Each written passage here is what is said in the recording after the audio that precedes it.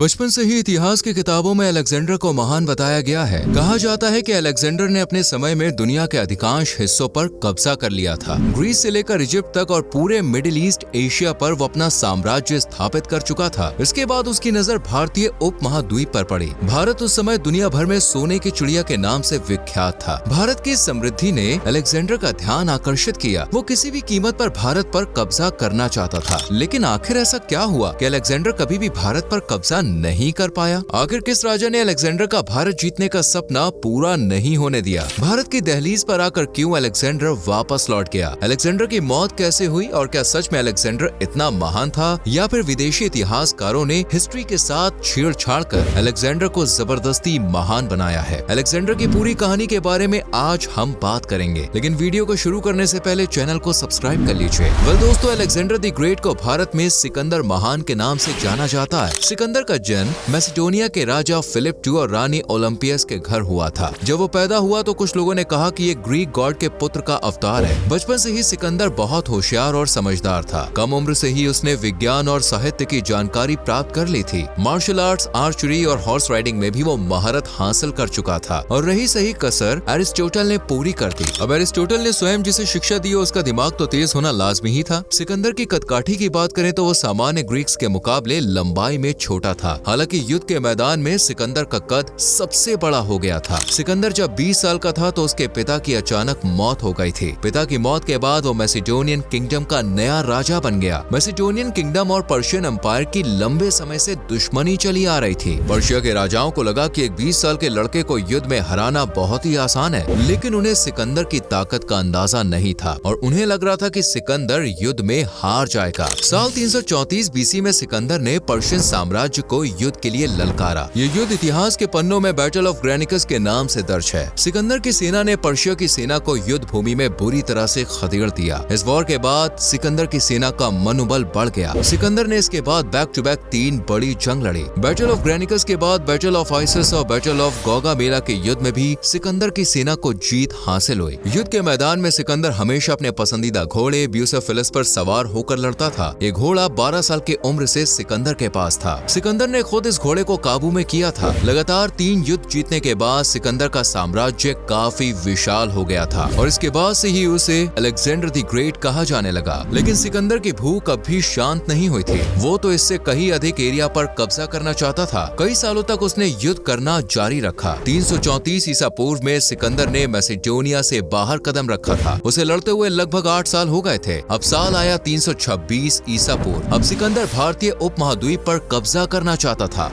उसने भारत की संस्कृति और यहाँ की विरासत के बारे में काफी कुछ सुन रखा था। वो जानता था कि भारत में उसे ऐसा खजाना मिलेगा जो पूरी दुनिया में और कहीं नहीं है। सिकंदर की एक खासियत थी जो उसे दूसरे आक्रमणकारी राजाओं से अलग बनाती थी। असल में वो जो भी साम्राज्य जीतता था वहाँ के राजा को मारता नहीं था, बस वो राजा से उसकी अधीनता स्वीकार करने के लिए कहता था। वो दूसरे राज्य में ना तो अपना धर्म लोगों पर थोपने की कोशिश करता और न ही लोगों की परंपराओं का अपमान करता। यही कारण था कि मिडिल ईस्ट के कई राजा सिकंदर का सम्मान भी किया करते थे। अब सिकंदर भारत पर कब्जा करने की प्लानिंग करने लगा। वो जानता था कि भारत जीतना उसके लिए सबसे बड़ी चुनौती साबित होगी। यहाँ के राजा और सिपाही मातृभूमि की रक्षा के लिए वीरता से लड़ते थे और मर मिटने के लिए तैयार रहते थे। भारत पहुँचने से पहले सिकंदर ने राजा अंभी से मुलाकात की। राजा अंभी उस समय तक्षशिला के राजा हुआ करते थे। राजा अंभी और राजा पोरस के बीच दुश्मनी थी। राजा पोरस के बारे में आपको बता दें, वो समय के महान राजाओं में से एक था। राजा पोरस को हराने के बाद सिकंदर ने अंभी से मदद मांगी। अंभी ने सिकंदर का खूब अच्छे से स्वागत किया। उसने सिकंदर को बताया कि भारत पर कब्जा करने के लिए उसे झेलम नदी पार करनी होगी। उसने सिकंदर को भारत के मौसम वगैरह की जानकारी भी दी। इतना ही नहीं, उसने 5000 सैनिक और करीब 65 हाथी भी सिकंदर को भेंट कर दिए थे। सिकंदर की सेना में करीब 40,000 पैदल सैनिक और 5000 घुड़सवार शामिल थे। झेलम नदी के किनारे पहुंचकर उसकी सेना ने डेरा डाल दिया। दूसरी ओर राजा पोरस को सिकंदर के आने की खबर मिली। उन्हें पता था कि सिकंदर पूरे मिडिल ईस्ट एशिया को जीतता हुआ भारत की दहलीज तक पहुंचा है। सिकंदर के आने की बात सुनकर पोरस के माथे पर शिकन तक नहीं आई। वो बहादुरी के साथ सिकंदर की सेना का सामना करने के लिए तैयार हो गए। हालांकि सिकंदर की सेना के आगे राजा पोरस की सेना का साइज कम था। पोरस के पास करीब 10,000 पैदल सैनिक थे, लेकिन उनकी सेना की सबसे बड़ी ताकत हाथी थे। पोरस की सेना में 300 हाथी भी शामिल थे। राजा पोरस ने भी झेलम नदी के किनारे पहुंचकर अपनी सेना को खड़ा कर दिया। अब झेलम नदी के एक ओर पोरस की सेना थी तो दूसरी ओर सिकंदर की सेना। सिकंदर को अगर भारत पर कब्जा करना था तो उसे किसी भी हालत में झेलम नदी पार करनी थी। झेलम नदी पार करना इतना आसान नहीं था। नदी का बहाव इतना तेज था कि इसे तैरकर पार नहीं किया जा सकता था। किसी छोटे रास्ते से या पुल बनाकर ही नदी पार की जा सकती थी। राजा पोरस की सेना खड़े होकर सिकंदर की सेना की गतिविधियां देख रही थी। सिकंदर ने यहाँ पर बहुत ही समझदारी से काम लिया। उसने अपनी सेना की एक विशाल टुकड़ी को नदी के पास लाकर खड़ा कर दिया। साथ ही एक सैनिक को अपने जैसी वेशभूषा पहना दी, जिससे दुश्मन को ये लगे कि सिकंदर वहीं घूम रहा है। सैनिकों को समय समय पर चहलकदमी करने का आदेश दिया। इससे राजा पोरस की सेना कंफ्यूज होती रही कि आखिरकार सिकंदर की सेना का अगला कदम क्या होगा। एक विशाल टुकड़ी को नदी के पास खड़ा कर सिकंदर ने सेना की एक अन्य टुकड़ी को साउथ में भेजा और 5000 सैनिकों की टुकड़ी लेकर स्वयं दूसरी दिशा में चल पड़ा। उसे उम्मीद थी कि नदी पार करने का कोई न कोई रास्ता तो उसे जरूर मिलेगा, जहां नदी की चौड़ाई कम हो। करीब 27 किलोमीटर दूर उसे नदी पार करने का रास्ता मिल गया।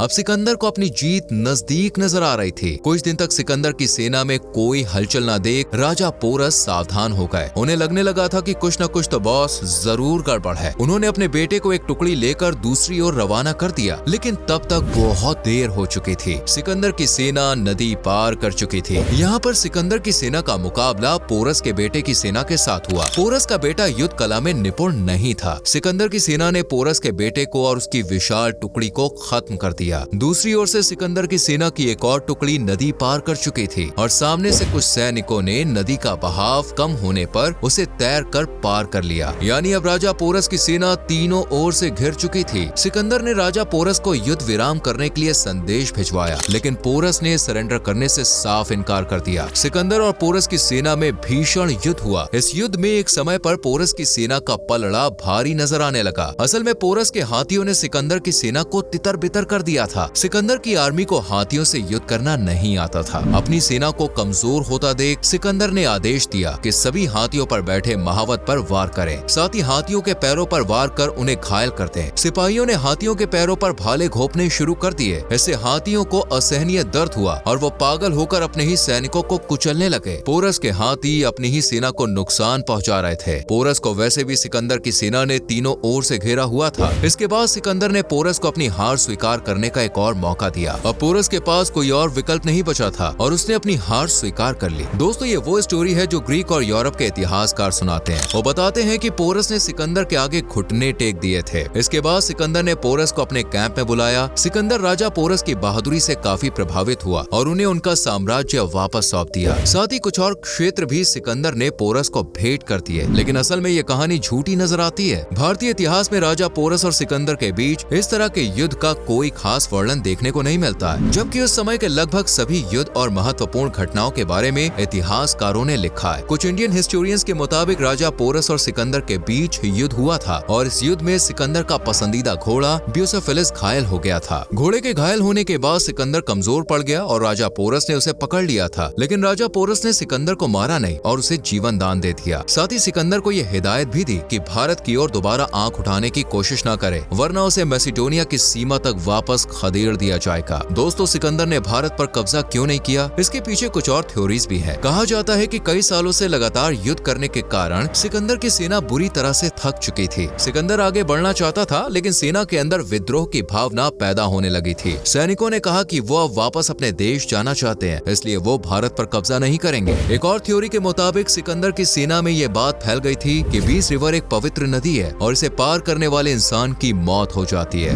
इस अफवाह के कारण सैनिकों ने सिकंदर से वापस लौटने का आग्रह किया। तो कुछ इतिहासकार बताते हैं कि सिकंदर की मुलाकात एक भारतीय नागा साधु से हुई थी। नागा साधु की बातों और विचारों ने सिकंदर को इतना प्रभावित किया कि वो बिना युद्ध किए वापस लौट गया। दोस्तों, विदेशी इतिहासकारों की बात तो स्पष्ट रूप से झूठ नजर आती है। आप खुद ही बताएं, जो व्यक्ति पूरी दुनिया को जीतने निकला था, क्या वो किसी राजा को हराने के बाद उसका राज्य लौटा देगा? क्या वाकई में राजा पोरस की वीरता से प्रभावित होकर उसने भारत में आगे ना बढ़ने का फैसला किया, जबकि उसके सर पर तो पूरी दुनिया जीतने का भूत सवार था। ऐसे में वो किसी पर दया कर सकता हो, इस बात पर यकीन करना मुश्किल ही नहीं, नामुमकिन है। हाँ, ये बात सत्य हो सकती है कि भाई सेना बहुत थक चुकी थी और उनके संसाधन भी खत्म हो गए थे, इसलिए सेना ने भारत में आगे बढ़ने का फैसला ना किया हो। सिकंदर की मौत को लेकर भी एक मत नहीं है। सबसे स्पष्ट प्रमाण की बात करें तो भारत की दहलीज से लौटते वक्त बेबीलोन में उसकी तबीयत बहुत खराब हो गई। उसे मलेरिया हो गया था। कई दिनों तक बीमार रहने के बाद उसने 32 साल के उम्र में दम तोड़ दिया। 11 जून साल 323 ईसा पूर्व में सिकंदर महान की मृत्यु हो गई थी। तो दोस्तों, उम्मीद करते हैं कि आपको हमारी आज की वीडियो पसंद आई होगी और आप समझ गए होंगे कि आखिर क्यों महान सिकंदर भारत को जीतने में असफल रहा था। आप कौन सी थ्योरीज पर सबसे ज्यादा यकीन करेंगे, हमें कमेंट सेक्शन में अपनी राय जरूर दें। वीडियो को लाइक और शेयर करें और चैनल को सब्सक्राइब करें, बेल आइकॉन प्रेस करें, जिससे आने वाली इंटरेस्टिंग इन्फॉर्मेटिव वीडियोस आपसे मिस ना हो। अभी के लिए बाय बाय।